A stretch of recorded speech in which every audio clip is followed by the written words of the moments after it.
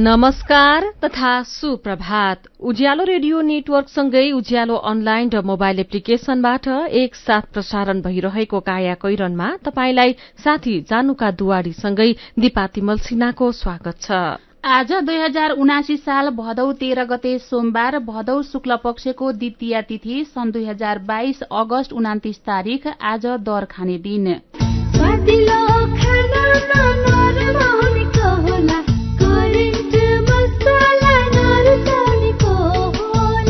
काया कैरनको साथमा करेन्ट मसला र करेन्ट चिया, स्वादको झट्का।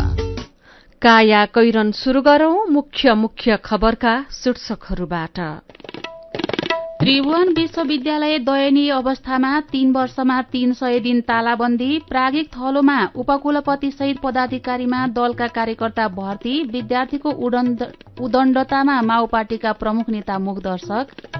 चीनसँगको नाकामा सामान रोकिँदा दशैं महँगिने चिन्ता। दशैंमा धेरै बिक्री हुने रेडिमेड लगायतका विद्युतीय सामान नाकामै अड्कियो। यो महिनाभित्र सामान भित्रिए मात्रै दशैंलाई सजिलो हुने भनाए। आमदानीको मुख्य स्रोत मानिएको अलैँचीको मूल्य निरन्तर घट्न थालेपछि विकल्प खोज्दै किसान। उत्पादन भएको अलैँचीको गुणस्तर कायम गर्नेतर्फ ध्यान दिन आग्रह। भत्तीमा सुकाउने, राम्ररी सुकाउने, अब त्यसको चिस्यान मेन्टेन गर्ने, अब पुच्छरहरू छ भने पुच्छर काट्ने आदि इत्यादि ग्रेडिङ गर्ने कुराहरू चाहिँ किसानमै भर पर्छ। त्यो बाढ़ीले धेरै जनधनको क्षति गरेपछि अन्तर्राष्ट्रिय सहयोगका लागि पाकिस्तानको अपील। आर्थिक समस्यासँग जुधिरहेको पाकिस्तानमा विपत्तिले झनै समस्या। र तेस्रो T20 अन्तर्राष्ट्रिय क्रिकेटमा नेपालले केन्यालाई 4 विकेटले हरायो। एसिया कप क्रिकेटमा भारतको विजयी सुरुवात। वैदेशिक रोजगार न्याय सम्बन्धी जानकारी। वैदेशिक रोजगारमा जाने व्यक्ति ठगिएमा वा शोषणमा परेमा वैदेशिक रोजगार विभागमा वा आफ्नो जिल्लाको जिल्ला प्रशासन कार्यालयमा निवेदन दिनुपर्दछ। वैदेशिक रोजगार ठगी गर्ने व्यक्तिलाई 3 वर्षदेखि 7 वर्षसम्म कैद र 3 लाखदेखि 5 लाख रुपियाँसम्म जरिवाना सजाय हुन्छ। वैदेशिक रोजगारमा ठगिएको व्यक्तिले बुझाएको रकम र त्यसमा थप 50% हर्जना सहितको रकम पीडकबाट फिर्ता पाउँछन्। वैदेशिक रोजगार ठगीको विषयमा जहिले पनि उजुरी लाग्दछ। क्षतिपूर्तिसँग सम्बन्धित उजुरी 1 वर्षभित्रमा दिनुपर्दछ। वैदेशिक रोजगारमा जाँदा लाग्ने खर्च मेन पावरमा बुझाइ भरपाई लिएमा न्याय पाउन सजिलो हुन्छ। वैदेशिक रोजगारीको सिलसिलामा ठगिएमा वा उद्धार गर्नु परेमा, बेचबिखनमा परेमा वा तलब नपाई कानूनी सल्लाह र निशुल्क कानूनी सहायता चाहिएमा पिपुल फोरमको फोन नम्बर 01 45 23 973 मा सम्पर्क गर्न सकिनेछ। आइरेक्सको सहयोगमा मानव अधिकारका लागि जनमञ्च, पिपुल फोरम, काठमाडौँ, नेपाल।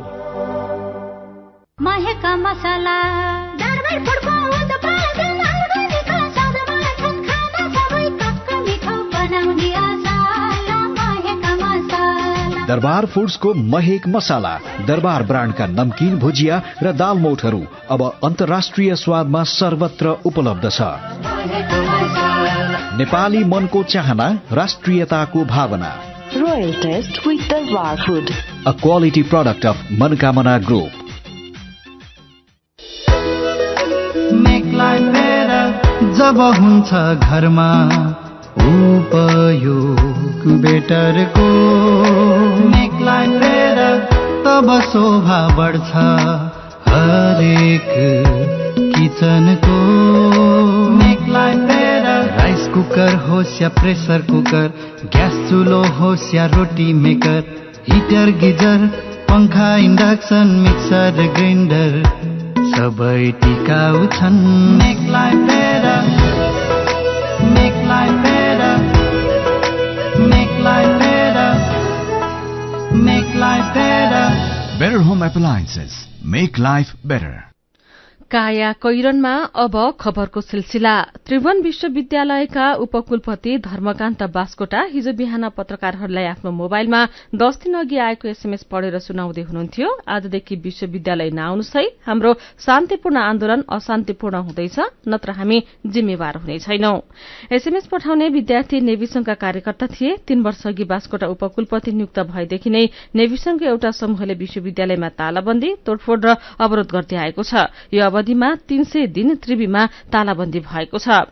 त्रिवीले हिजो पत्रकार सम्मेलन गरिरहँदा पनि बाहिर 2 हुल विद्यार्थी प्रदर्शन गरिरहेका थिए। पक्षीय र विपक्षमा सत्तारूढ़ कांग्रेस समर्थित नेभी संघका विद्यार्थी उपकुलपतिको कार्यक्रम बिथोल्न पुगेका थिए भने प्रतिपक्षी अनेरा सोभियुका विद्यार्थी उपकुलपतिको समर्थनमा दुवै थरी प्रदर्शनकारीलाई प्रहरीले तितर बितर पार्न खोज्दा भएको झडपमा केही विद्यार्थी घाइते पनि भएका थिए। यसअघि नेभी संघको एक समूहले त्रिवी कार्यकारी परिषदको बैठकमा हस्तक्षेप गरेको थियो। जमलमा रहेको येलो प्यागोडा होटलमा शुक्रबार परिषद बैठक राखिएको थियो। त्यही विषयमा जानकारी दिन आयोजित पत्रकार सम्मेलन बिथोल्न पनि हुल उत्रियो, झडप भयो।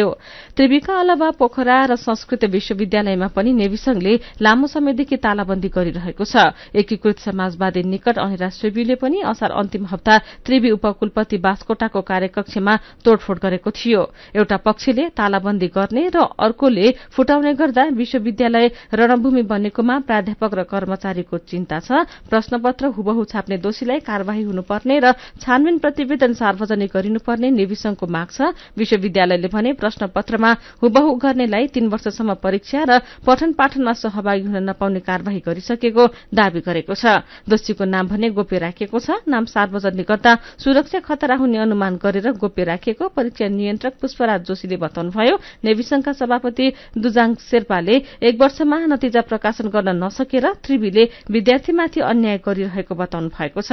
उपकुलपति बास्कोटाले भने पदाधिकारीलाई विश्वविद्यालय प्रवेशमा नै अवरोध गरिएकाले कार्यकारी परिषदको बैठक समेत होटलमा डाक्नु परेको गुनासो गर्नु भएको छ। तालाबन्दीबारे कुलपति तथा प्रधानमन्त्री शेरबहादुर देवाललाई समेत जानकारी दिएको उहाँले बताउनु भएको छ।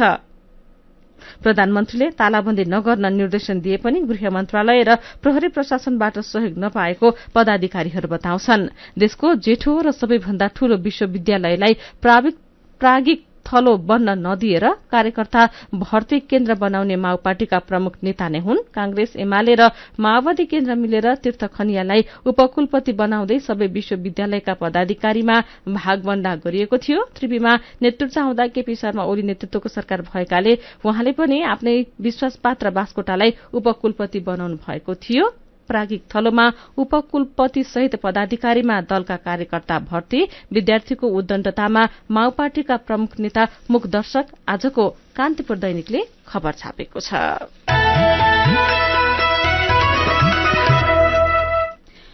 गम्भीर मानव अधिकार उल्लंघनका दोषीलाई आम माफी दिने घुमाउरो प्रावधान खारेज गर्न द्वन्द पीड़ितले सांसदहरूसँग अपील गरेका छन्। बेपत्ता पारिएका व्यक्तिको छानबिन, सत्य निरूपण तथा मेलमिलाप आयोग ऐन 2071 माथि संसदमा सोमबार छलफल हुँदैछ। विधेयकको सैद्धान्तिक पक्षमाथि छलफल भएपछि सांसदलाई संशोधन गर्न मन भए प्रस्ताव पेश गर्न 72 घण्टाको समय दिइनेछ। यो समयको सदुपयोग गर्दै मानव अधिकारको अन्तर्राष्ट्रिय प्रावधान तथा सर्वोच्च अदालतको आदेश विपरीत विधेयकमा भएका प्रावधान खारेज गर्न पीड़ितले सांसदलाई आग्रह गरेका हुन्। हत्या, अपहरण जस्ता गम्भीर अपराधमा सरकारले दोषीलाई माफी दिने कानूनी प्रस्ताव गरेको छ। यो जस्ताको तस्तै अनुमोदन नगरियोस्। द्वन्द्वको समयमा मारिएका प्रहरीको परिवारजन सम्मिलित संगठन अमर प्रहरी परिवारकी महासचिव रामकुमारी थापा खड्का भन्नुहुन्छ, हामी सबै सांसद र सिंगो संसदलाई आग्रह गर्न चाहन्छौं, मानव अधिकारको गम्भीर उल्लंघनका घटनामा आम माफी दिने काम कुनै हालतमा नगर्नुहोला। घुमाउरो पाराबाट पीड़कलाई उन्मुक्ति दिने गरी विधेयक ल्याइएको भन्दै पीड़ितले यसको विरोध गरेका छन्।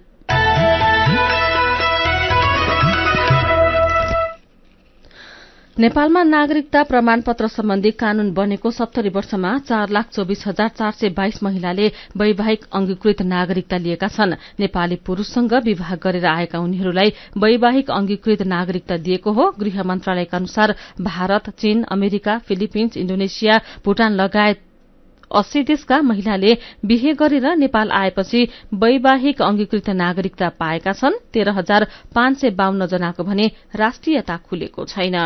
राष्ट्रपति विद्यादेवी भण्डारीले पुनर्विचारका लागि संघीय संसदमा फिर्ता गरेको नागरिकता विधेयकलाई राष्ट्रिय सभाले संसदीय समितिमा पठाएको छ।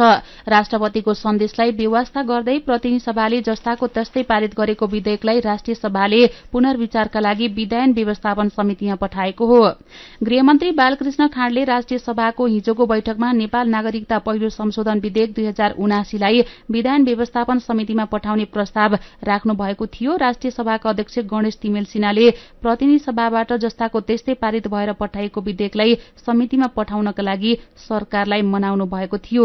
संसद सचिवालय स्रोतका अनुसार अध्यक्ष तिमल सिन्हाले राष्ट्रपतिले पुनर्विचारका लागि फिर्ता पठाइसकेपछि सन्देशलाई मान्ने नमान्ने सार्वभौम संसदको विषय भए पनि सम्मानका लागि समितिमा छलफल गर्नुपर्ने भनी गृहमन्त्री बालकृष्ण खाँड र कानून न्याय तथा संसदीय मामिला मन्त्री गोविन्द प्रसाद शर्मा कोइरालालाई मनाउनु भएको थियो। त्यसका लागि अध्यक्ष तिमल सिन्हा, मन्त्रीहरू खाँड र कोइराला बीच पटक पटक छलफल भएको थियो। गठबन्धन दलको बहुमत रहेकाले विधान समितिमा विधेयक पठाउन सरकारले तयारी गरेको छ। नेपाली कांग्रेसका सभापति एवं प्रधानमन्त्री शेरबहादुर देउवा पार्टीको आन्तरिक दबाव र सत्ता सहयात्री दललाई चित्त बुझाउने गरी सीट बाँडफाँड मिलाउन सकसमा पर्नु भएको छ। गठबन्धन जोगाउन लचकता देखाइरहे पनि आफ्नै पार्टीभित्रको फरक समूहको अडान र आकांक्षी नेताको व्यवस्थापन देउवाका लागि मुख्य चुनौती बनेको छ। संस्थापन पक्षकी नेताहरूले समेत आफ्नो निर्वाचन क्षेत्र जोगाउन देउवामाथि दबाव बढ़ाइरहेका छन्। गठबन्धनमा रहेका अन्य दल, उच्च तहका केही नेता विशेषको हकमा बाहेक 2074 सालमा जितेका निर्वाचन क्षेत्र छाड्न तयार छैनन्। यसले झण्डै 2 दर्जन निर्वाचन क्षेत्रमा गठबन्धन दलबाट कांग्रेसका केन्द्रीय स्तरका नेताहरू पराजित छन्। उनीहरूको व्यवस्थापनमा सकस परिरहेकै बेला देउवामाथि बहालवाला समानुपातिक सांसद रहेका नेताको व्यवस्थापन गर्ने चुनौती समेत थपिएको छ। पार्टी विधानले समानुपातिक दोहोरिन नसक्ने व्यवस्था गरेकाले बहालवाला समानुपातिक सांसदको दबाव समेत देउवामाथि परेको छ। काया कैरनमा कुराकानी सँगै खबरहरू बाँकी नै छन्, सुन्दै गर्नुहोला। सुरक्षित र समृद्ध होस् जिन्दगीको सेरोफेरो, भोलिको लागि सोच्नु पर्ने कर्तव्य हो तिम्रो मेरो। ढुक्क हुन भोलिलाई बिमा गरौँ है, नेशनल लाइफ इन्सुरेन्समा बिमा गरौँ है। विगत 35 वर्षदेखि सञ्चालनरत नेपालकै पहिलो अग्रणी जीवन बीमा कम्पनी, नेपाल सरकारको पूर्ण स्वामित्व रहेको राष्ट्रिय वाणिज्य बैंक प्रवर्धक रहेको national life insurance company, Ajimpat, Kathmandu. Sanima बैंकको खाताहरूमा मासिक ब्याज पाइन्छ नि, थाहा छ? हो नि, बचत खाता, कल खाता 5 गुणासम्म हुने सानीमा धमाका मुद्दती रिकरिङ खाता सबैमा महिने पछि ब्याज पाइन्छ।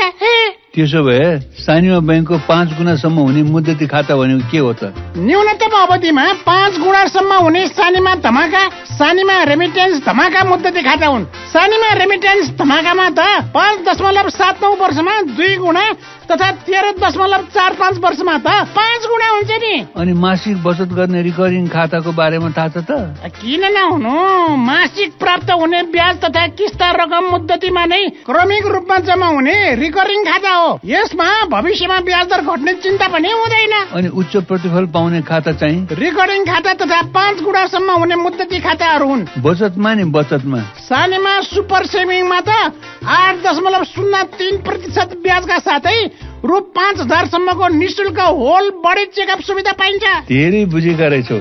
ल, आजको अन्तर्वार्तामा तिमी पास भयो। मैले मात्र बुझेर भएन नि, जाउँ न सबैलाई बुझाउँ। एयरपोर्ट लाउन्जमा भिआइपी सुविधाका लागि निशुल्क प्रायोरिटी पास लिन पनि नछुटाऊ है। थप जानकारीका लागि नजिकैको शाखा वा 98 मा सम्पर्क गर्नुहोला। सानीमा बैंक, सबल अनि विश्वसनीय बैंक।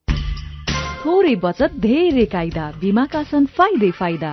सरकारी स्वामित्व र बीमाको क्षेत्रमा विश्वसनीय नाम राष्ट्रिय बीमा संस्थान। जीवन बीमाका लागि आजै राष्ट्रिय बीमा संस्थान रामशाहपथ काठमाडौँ वा नजिकैको शाखामा सम्पर्क गरौं।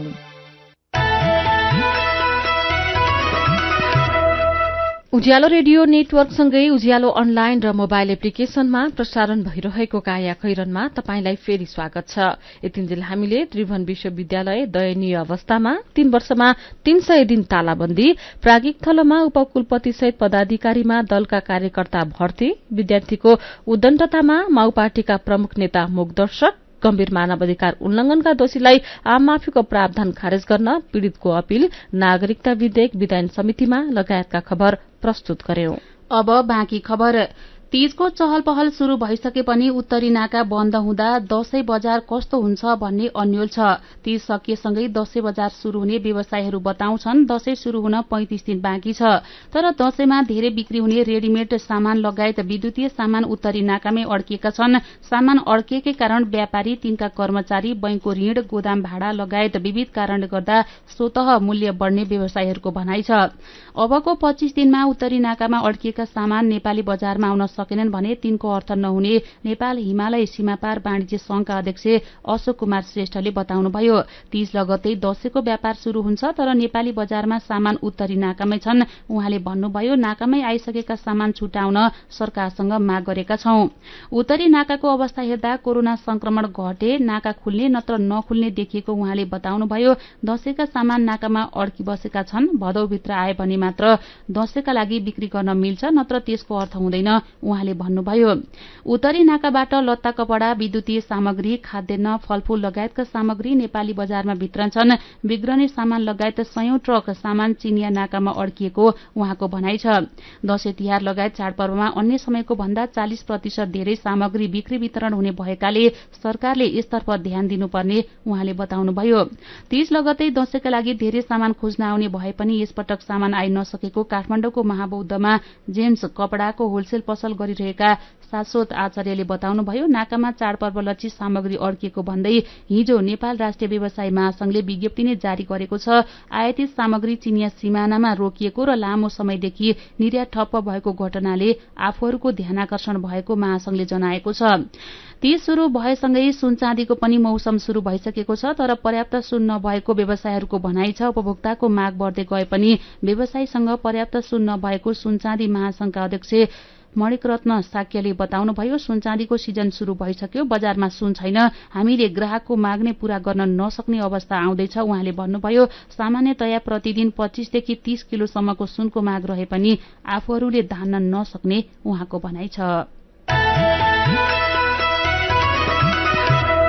नगदे बाली अलैँचीको मुख्य मूल्य निरन्तर घट्न थालेपछि किसान मर्कामा परेका छन्। केही वर्ष अगाडि 40 किलोको अर्थात प्रतिमन 1,20,000 रुपियाँसम्म कारोबार हुने अलैँची अहिले प्रतिमन 35,000 रुपियाँमा झरेको छ। पूर्वमा अलैँची खेतीको विस्तार गरेका किसान मूल्य घट्ने क्रम नरोकिएपछि अहिले खेतीबाट पलायन हुने क्रम पनि बढ्दछ। पूर्वी पहाड़ी जिल्लाका किसानको मुख्य आमदानीको स्रोत मानिएको अलैँचीको भाव निरन्तर घट्नुको मुख्य कारण के हो भनेर साथी मदन पौड्यालले अलैँची विकास केन्द्र फिक्कलका सूचना अधिकारी एवं प्राविधिक सहायक दिलबहादुर श्रेष्ठलाई सोध्नु भएको छ। किसानको गुनासो भनेको अलैँचीको मूल्य गिरावट भयो भन्ने गुनासो छ।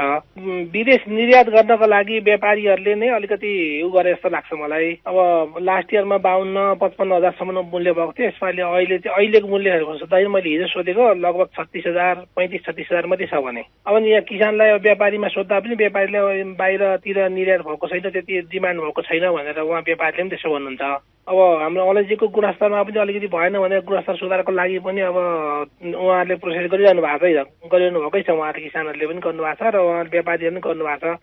र व्यापारीले चाहिँ व्यापारी इनकेस हाम्रो व्यापार चाहिँ बाहिरतिर त्यति निर्यात भएको छैन भनेर त्यो भन्नुहुन्छ व्यापारीले चाहिँ। यो गुणस्तर सुधार गर्न चाहिँ किसानको भूमिका हुने हो कि व्यापारीको भूमिका हुने हो कि अथवा यो अलैँची विकास केन्द्रको भूमिका हुने हो कि? गुणस्तर चाहिँ अब मेन चाहिँ किसानले नै गर्नुपर्ने हो। किसानको तर्फबाट अब धेरै अब अलैँची सुकाउँदाखेरि राम्ररी सुकाउने, उन्नत भट्टीमा सुकाउने, राम्ररी सुकाउने, अब त्यसको चिस्यान मेन्टेन गर्ने, अब पुच्छरहरू छ भने पुच्छर काट्ने आदि इत्यादि ग्रेडिङ गर्ने कुराहरू चाहिँ किसानमै भर पर्छ त्यो। अब हामी अलैँची विकास केन्द्रले चाहिँ अब यसरी गर्नुहोस्, अब यो गुणस्तरको अलैँची भयो भने यसरी मूल्य पाउनुहुन्छ भनेर हामीले उहाँ किसानलाई भन्ने हो। सधैँ जसो अब बेच्ने बेला भयो अथवा सिजनको बेला आयो भनेपछि यिनै समस्याहरू दोहोरिन्छन्। तपाईँले भने जस्तै गुणस्तरको कुरा होला, त्यसै गरी मूल्यको कुरा होला, त्यसै गरी व्यापारीको पहुँचको कुरा होला। अब यस्तो कुरा निरन्तर दोहोरिँदाखेरि अलैँची विकास केन्द्रले कतिको ध्यान दिएको छ, गर्न चाहिँ किन नसकेको त किसानका गुनासालाई सम्बोधन? किसान मार्फत गर्न हामी किसानलाई त हाम्रो मार्फत गर्न त किसानलाई हामी गरेका छौँ। कसरी चाहिँ मूल्यलाई अलिकति गर्न दिन सकिन्छ, मूल्यमा सुधार ल्याउन सकिन्छ भनेर ती व्यापारीसँग पनि, व्यापारी र कृषकसँग अन्तर्क्रिया पनि हामीले गरायौँ यहीँ भेला गरेर। कस्तो अलैँची तयार गर्दाखेरि चाहिँ राम्रो मूल्य पाउने र कुन ग्रेडको अलैँची कसरी तयार गर्ने भन्ने कुरो गरेका छौँ हामीले। किसानलाई अलिक गऱ्यौँ, सबै किसानलाई समेट्न सकेनौँ हामीले। अब सीमित किसानहरूलाई समेटेर ती व्यापारी र ती अलैँची व्यवसायी महासंघलाई पनि समेटेर हामीले कार्यक्रम चाहिँ सञ्चालन गरेका छौँ सर। किसानहरू फेरि अरू खेतीतर्फ पनि आकर्षित भएको भन्ने देखिएको छ। ती किसानलाई चाहिँ उत्साह जगाउन अथवा खेतीतर्फ नै आकर्षित गर्न अब के गर्न सकिन्छ त? अब अलैँचीका विभिन्न जातहरू छन्। अब ती हामीसँग 5 वटा रजिस्टर जातहरू छन्। अब रामसाई, गोलसाई, जिरमले, भरराङ्गे, डमरसाई आफ्नै उचाइमा हुनेछन्। अलैँची भनेर अलैँची मात्रै होइन, अलैँचीको जात र विशेषता हेरेर लगाउनुहोस् भनेर हामी सुझाव दिन्छौँ किसानहरूलाई। अब 35-36 हजार भनेको पनि अरू कुनै बालीबाट पनि त्यति लिन सकिन्न र किसानले चाहिँ पहिलेको 1 लाखसँग तुलना गरेर यति मात्रै भएको मात्रै हो। तर किसानसँग डाइरेक्ट कुरा गर्दा पनि हामीलाई 30,000 देखि 32,000 अलैँचीको दाम भयो भने पनि हामीलाई राम्रो मुनाफा हुन्छ भनेर भन्नुहुन्छ उहाँहरूले। त्यसैले हामीले किसानहरूलाई चाहिँ तपाईँहरू हतोत्साही नहुनुहोस्। जुन लगानी छ, लगानी र आम्दानी तुलना गर्ने हो भने पनि 30-32 हजारमा पनि उहाँहरूले मुनाफा राम्रो मुनाफा हुन्छ। उहाँ हुनुहुन्थ्यो अलैँची विकास केन्द्र फिक्कलका सूचना अधिकारी एवं प्राविधिक सहायक दिलबहादुर श्रेष्ठ। काया कोइरनमा मेरो पनि भन्नु छ र कार्टुनसँगै खबरको सिलसिला बाँकी नै छ, सुन्दै गर्नुहोला। अत्याधुनिक प्रविधिका साथ वरिष्ठ दन्त चिकित्सकबाट दाँत सम्बन्धी सम्पूर्ण उपचार अब ग्वारकोट ललितपुरमा रहेको आध्या डेन्टलबाट। दाँत भर्ने, दाँत हाल्ने, आरसीटी, दाँत निकाल्ने, दाँत सफा गर्नेदेखि दाँत नभएको ठाउँमा दाँत राख्ने इम्प्लान्ट प्रविधि तथा इन्भिजिलाइन प्रविधिबाट तार नहाली दाँत सिधा गर्ने लगायतका सेवाका लागि सम्झनुहोस् Aadhya dental and implant centre, neuro centre building, Gwarkochowk, Lalitpur. Koteshwor जाने बस स्टप सँगै। सम्पर्क नम्बर 01-555-4429, 98-499-26008, 98-020-02-419। मिठो मिठो खानाले टक्क मार्न छोला, स्वादिलो खानामा नरम हुनेको होला, करेन्ट मसलामा भरेको, करेन्ट मसला नरुचाउनेको होला। Hygienic, tasty and fresh Trimurti industries private limited Rupandehi बुटवलद्वारा उत्पादित करेन्ट चिकन मसला, सब्जी मसला, चाउमिन मसला, मोमो मसला, चाट मसला, गरम मसला र अन्य विभिन्न मसलाहरू। करेन्ट मसला, स्वादको झट्का। अन्तर्राष्ट्रिय स्तरको आँखा अस्पताल दृष्टि आँखा केन्द्र कलंकीमा बिना इन्जेक्सन मोतीबिन्दुको शल्यक्रिया, मधुमेहका बिरामीको पर्दाको परीक्षण तथा शल्यक्रिया, जलबिन्दुको उपचार तथा शल्यक्रिया, अल्छी आँखाको उपचार, साथै दृष्टि आँखा अस्पताल कलंकीमा नाक, कान तथा घाँटीको सम्पूर्ण उपचार तथा शल्यक्रिया सेवा। सम्पर्क दृष्टि आँखा केन्द्र कलंकी। फोन 01-5224-352, 5224-353। Website www.drishtieye.org। हाम्रा शाखाहरू काठमाडौँको जमल, चाबहिल, नयाँ बानेश्वर तथा टोखामा पनि। सबैका लागि दृष्टि, सबैका लागि दृष्टि। उज्यालो रेडियो नेटवर्क मार्फत देशभरिका विभिन्न एफएम स्टेशन तथा उज्यालो अनलाइन र मोबाइल एप्लिकेशनमा प्रसारण भइरहेको काया कोइरनमा तपाईंलाई फेरि स्वागत छ। अब बाँकी खबर। डेंगीको संक्रमण यो वर्ष शुरूआती समयमै बढ़ेको छ। विशेष गरी बागमती र लुम्बिनी प्रदेशका जिल्लाहरूमा संक्रमण बढ़ेपछि अस्पतालका इमर्जेन्सी वार्ड भरिन थालेका छन्। काठमाडौँ उपत्यकामा मात्रै अहिलेसम्म 1410 जनामा संक्रमण देखिसकेको छ। लामखुट्टेको टोकाइबाट फैलने डेंगी सामान्यतया भदौबाट देखिने भए पनि यो वर्ष शुरूआती समयमै अत्यधिक देखिएको डाक्टरले बताएका छन्। इपिडेमियोलोजी तथा रोग नियन्त्रण महाशाखाका अनुसार अहिलेसम्म देशभर 2539 जनामा संक्रमण पुष्टि भएको छ। देशभरि नै डेंगीको संक्रमण देखिए पनि बागमती, लुम्बिनी र प्रदेश नम्बर 1 का 10 जिल्लामा धेरै देखिएको छ। काठमाडौँमा 532 जनामा संक्रमण पुष्टि भएको छ।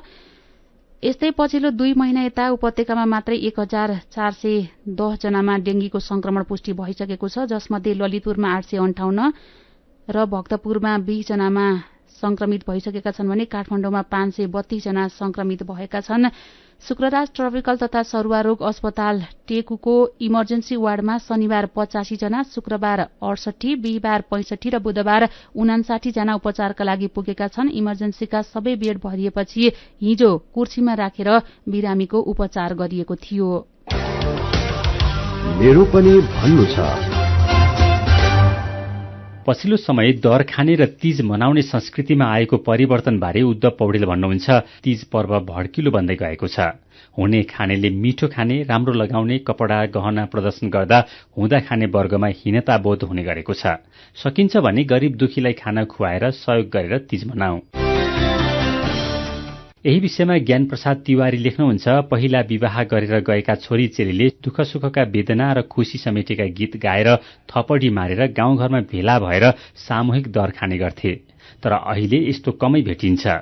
आधुनिकताको नाममा गीत संगीत खानपान सबै आयातित हुँदै गएका छन्। खाद्य वस्तुको गुणस्तर अनुगमन गर्न काठमाडौँ महानगरपालिकाले फूड इन्सपेक्टर नियुक्त गर्ने शीर्षकको खबरमा नवीन कणेल लेख्नुहुन्छ, अब चाहिँ महानगरपालिकामा केही हुन्छ कि भन्ने आशा र भरोसा जागियो। यसरी नै अगाडि बढ़िरहनु मेयरज्यू शुभकामना। यही विषयमा सुनिल ढकाल प्रशंसा गर्दै लेख्नुहुन्छ, आहा कति राम्रो काम। तपाईको यो कदमले 2-4 जना व्यापारीहरूलाई असर त पर्ला, तर आम नागरिक खुशी हुनेछन्। अनि सुभाष केसी भन्नुहुन्छ, आम उपभोक्ता र नागरिकको स्वास्थ्यको लागि अत्यन्तै आवश्यक र सराहनीय कार्य। यस्तो कामको थालनी त काठमाडौँ महानगरपालिकामा मात्र होइन, देशका अरू ठाउँमा पनि गर्न आवश्यक छ। विचारको लागि तपाईलाई धन्यवाद। मेरो पनि भन्नु छ। मेरो पनि भन्नु छ प्रस्तुत गर्दै हुनुहुन्थ्यो साथी भोजेन्द्र बस्नेत। काया कोइरनमा अब विदेशको खबर। बाढ़ीले धेरै जनधनको क्षति गरेपछि पाकिस्तानले अन्तर्राष्ट्रिय सहयोगका लागि अपील गरेको छ। अमेरिका, बेलायत, संयुक्त अरब इमिरेट्स र अरू देशहरूले सहयोग उपलब्ध गराउँदै आए पनि अझै धेरै सहयोगको आवश्यकता रहेको पाकिस्तानले बताएको बीबीसीले जनाएको छ। यो वर्ष जुन महिना यता आएको बाढ़ीका कारण पाकिस्तानमा ज्यान गुमाउनेको संख्या 1033 पुगेको छ। 10,000 विस्थापित भएका त्यहाँको राष्ट्रिय विपद व्यवस्थापन निकायले जनाएको छ। बाढ़ीले विस्थापित भएकाहरू राहतको पर्खाइमा छन्। आर्थिक समस्यासँग जुधिरहेको पाकिस्तानमा विपत्तिले झनै समस्या निम्ताएको छ। अब खेल खबर। तेस्रो टी20 अन्तर्राष्ट्रिय क्रिकेटमा नेपालले केन्यालाई 4 विकेटले हराएको छ। नरोबीको जिमखाना मैदानमा केन्याले दिएको 157 रनको लक्ष्य नेपालले 19 ओभर 3 बलमा 6 विकेट गुमाएर भेटायो। नेपालका लागि ज्ञानेन्द्र मल्लले 46, अर्जुन साउदले 35, रोहित पौडेलले 29, पवन सर्राफले 20 र आदिल अन्सारीले 16 रन बनाए। यसअघि टस जितेर ब्याटिङ गरेको केन्याले 20 ओभरमा मात्रै 2 विकेट गुमाएर 156 रन बनाएको थियो। उसका लागि रकेब पटेलले नट आउट 43 बलमा 73 र इरफान करिमले 47 बलमा 55 रन बनाए। बलिङतर्फ नेपालका सोमपाल कामी र आदिल अन्सारीले 1-1 विकेट लिए। यो जितसँगै 5 खेलको श्रृंखलामा नेपालले 2-1 को अग्रता लिएको छ। नेपाल र केन्या बीचको चौथो टी20 खेल भोलि र 5औं तथा अन्तिम खेल पर्सि भदौ 14 गते हुनेछ। एशिया कप क्रिकेटमा भारतले विजयी शुरूआत गरेको छ। यूएईको दुबईमा हिजो भएको खेलमा भारतले पाकिस्तानलाई 5 विकेटले हराउँदै विजयी शुरूआत गरेको हो। पाकिस्तानले दिएको 148 रनको लक्ष्य भारतले 19 ओभर 4 बलमा 5 विकेट गुमाएर भेटायो। त्यसअघि टस हारेर पहिले ब्याटिङ गरेको पाकिस्तानले 19 ओभर 5 बलमा अल आउट हुँदै 147 रन बनाएको थियो। खेलकै अर्को प्रसंगमा इंग्लिश प्रिमियर लीग फुटबलमा टोटनह्यामले नटिङहम फरेस्टलाई 2-0 गोल अन्तरले हराएको छ। जितसँगै टोटनह्यामले 4 खेलमा 10 अंक जोडेको छ। प्रिमियर लीग अन्तर्गत नै अर्को खेलमा वेस्ट ह्यामले एस्टन भिल्लालाई 1-0 गोल अन्तरले हराएको छ भने वुल्स र न्यूक्यासलले 1-1 गोलको बराबरी खेलेका छन्। अब केही खबर संक्षेपमा। आज हरितालिका तीजको अघिल्लो दिन आज बेलुका घर घरमा दर खाने चलन रहेको छ। दर खान माइतीले चेलीबेटीलाई बोलाउने चलन छ। काठमाडौँ महानगरपालिकाले अण्डरग्राउण्ड पार्किङ व्यवस्थापन तथा अनधिकृत संरचना भत्काउने कार्यलाई निरन्तरता दिएको छ। महानगरपालिकाका प्रमुख बालेन्द्र शाहको नेतृत्वमा गएको सोमबार नयाँ बानेश्वरबाट शुरू भएको अभियानले हिजो पनि निरन्तरता पाएको थियो। ऊर्जा जलस्रोत तथा सिंचाई मन्त्री पम्फा भूषालले आफ्नो कार्यकालको सबैभन्दा ठूलो उपलब्धि भारतसँगको विद्युत व्यापार रहेको बताउनु भएको छ। आफूले मन्त्रालयको जिम्मेवारी पाएपछि गरेका काम र आगामी योजनाबारे जानकारी दिन हिजो पत्रकार सम्मेलन गर्दै मन्त्री भूषालले अन्तर्देशीय विद्युत व्यापारलाई आफ्नो प्राथमिकतामा राखेर काम गरेको र त्यसमा सफल भएको पनि दावी गर्नुभयो। लोभ लालच र परिबन्धमा परेर दुर्लभ वन्यजन्तु गैंडा चोरी शिकारको मुद्दामा वर्षौं जेल सजाय भोगेर छुटेकाहरू अहिले मेहनत र पसिनाको कमाईमा रमाउँदैछन्। अहिले उनीहरू भन्छन् गलत बाटो समाएपछि कुनै न कुनै बेला सजाय भोग्नै पर्छ। पछि पछुताउनु भन्दा अहिले नै मेहनत र मजदुरीमा लागौं। पूर्व पश्चिम राजमार्गमा पर्ने राप्ती नगरपालिका 8 वीरेन्द्रनगर बजारबाट उत्तर 7 किलोमिटर जति पर रहेको चेपाङ समुदायको बाक्लो बसोबास भएको पहाडी गाउँ कुराको समिटारमा 7-8 वर्ष यता समिटार हुँदै गाडी चल्न थालेपछि यो ठाउँमा चहल पहल बढेको छ। नभए राजमार्गबाट नजिक भए पनि यो ठाउँका धेरैको आँखा परेको थिएन, तर त्यहाँका युवालाई प्रलोभनमा पारेर तस्करहरूले गैंडा मार्न लगाइरहेका थिए। कोरारकै राजकुमार चेपाङ 20 वटा गैंडा मारेको अपराधमा जेलमा छन्। काया कैरनमा अब पालो उखानको। सित्तैका चिउरा बडा बडा फाँका। उखानसँगै हामी काया कैरनको अन्त्यमा आइपुगेका छौं। आजका मुख्य खबर फेरि एकपटक। त्रिभुवन विश्वविद्यालय दयनीय अवस्थामा 3 वर्षमा 300 दिन तालाबन्दी। प्राज्ञिक थलोमा उपकुलपति सहित पदाधिकारीमा दलका कार्यकर्ता भर्ती। विद्यार्थीको उदण्डतामा माओपार्टीका प्रमुख नेता मुखदर्शक। चीनसँगको नाकामा सामान रोकिँदा दशैं महँगिने चिन्ता। दशैंमा धेरै बिक्री हुने रेडिमेड लगायतका विद्युतीय सामान नाकामै अड्कियो। यो महिनाभित्र सामान भित्रिए मात्रै दशैंलाई सजिलो हुने व्यवसायीको भनाई। आमदानीको मुख्य स्रोत मानिएको अलैँचीको मूल्य निरन्तर घट्न थालेपछि विकल्प खोज्दै किसान। उत्पादन भएको अलैँचीको गुणस्तर कायम गर्नेतर्फ ध्यान दिन आग्रह। बाढ़ीले धेरै जनधनको क्षति गरेपछि अन्तर्राष्ट्रिय सहयोगका लागि पाकिस्तानको अपील। आर्थिक समस्यासँग जुधिरहेको पाकिस्तानमा विपत्तिले झनै समस्या। र तेस्रो टी20 अन्तर्राष्ट्रिय क्रिकेटमा नेपालले केन्यालाई 4 विकेटले हरायो। एसिया कप क्रिकेटमा भारतको विजयी शुरूआत। र अन्त्यमा आजको कार्टुन। आज हामीले रोहनले बनाउनु भएको कार्टुन लिएका छौं। कार्टुनमा भारतले निर्यातमा प्रतिबन्ध लगाउँदै शीर्षकको खबर पत्रिकामा छापिएको छ। यो खबर पढेपछि एकजना चिन्तित छन् अनि उनी चिन्तामा परेको देखेपछि आपूर्ति मन्त्री भन्दैछन्, भारतले निर्यातमा प्रतिबन्ध लगाए के भयो त? हामी आयातमा प्रतिबन्ध हटाउने तयारीमा छौं के? आजको काया कैरन सकिएको छ। उज्यालो मोबाइल र अनलाइनमा प्रसारण भइरहेका रेडियो र अनलाइनका सामग्री भाइबरमा पनि उपलब्ध छन्। काया कैरनबाट प्राविधिक साथी सरोज थापासँगै हामी पनि बिदा माग्छौं। घर बाहिर निस्कने बेलामा मास्क लगाउन नबिर्सौं। नमस्कार।